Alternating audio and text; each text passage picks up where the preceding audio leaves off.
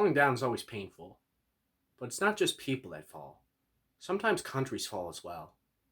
For example, a little while ago, the UK had a little slip up, a little fall down. They tripped over themselves with a little thing called Brexit, and I'd like to talk about it. Alright, so what was Brexit? Why does it suck? Why do I think it should never have happened? Well, let's go over it. Basically, in 2016, the United Kingdom decided to have a referendum, right? So everybody voted on whether or not they wanted the United Kingdom to be part of the European Union or the EU. In the end, 51.2% of voters decided that the UK should leave the EU. Now let's do a little bit of math here together, shall we?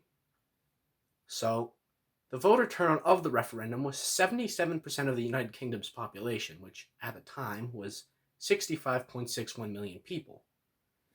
Now, do some math. 51.2% of 77% is not 51.2% of the United Kingdom's population, meaning that the majority of people didn't want Brexit to happen.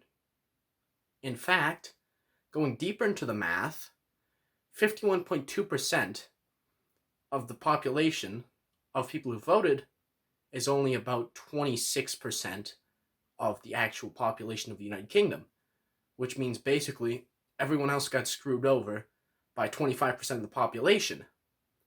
Now, how did they get screwed over? Well, that's an interesting question. A country is made up of its people, so let's look at how individuals suffer from the bullshit that is Brexit. Let's take a look at John here. John sells cheese, mostly to customers in the European Union, because God knows those Europeans like their cheese.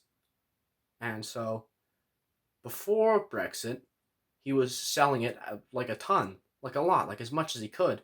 And it was pretty cheap for all the customers over there. They never had any problems purchasing or anything. But let's take a look at John post-Brexit. So he can still ship the cheese over. It's not like it's banned or anything. It's not even that much harder for him to do it. The issue isn't really on his side. Unfortunately, it's on like the European customer's side.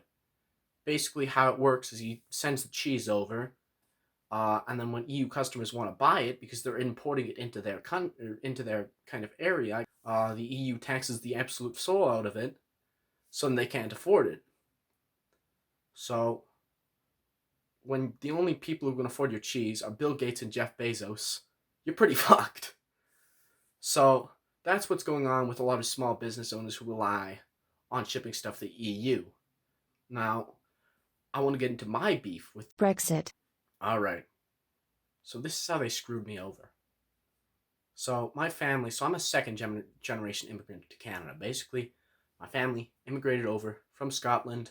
I'm here now in Canada. I wasn't born when my parents immigrated, but because they just immigrated, I can get a UK passport, and back when the UK was part of the EU, I could have gotten an EU passport. Well, they're not part of the EU anymore.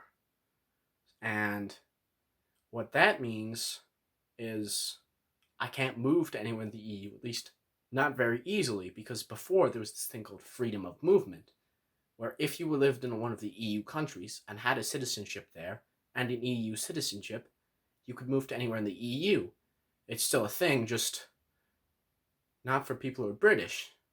So why does this matter to me? Well, let's take a look at the housing prices in Canada, shall we? Yeah, pretty fucking grim. Now let's look at the housing prices in Bucharest, Romania. You see, the difference is pretty easy. In one, I can afford rent. In the other, I have to live in a cardboard box in the street and do drugs to survive. Okay, that's basically it.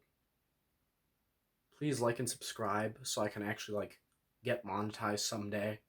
I wanted to make money so I can move out and live somewhere that isn't a cardboard box in my mother's basement. Thanks.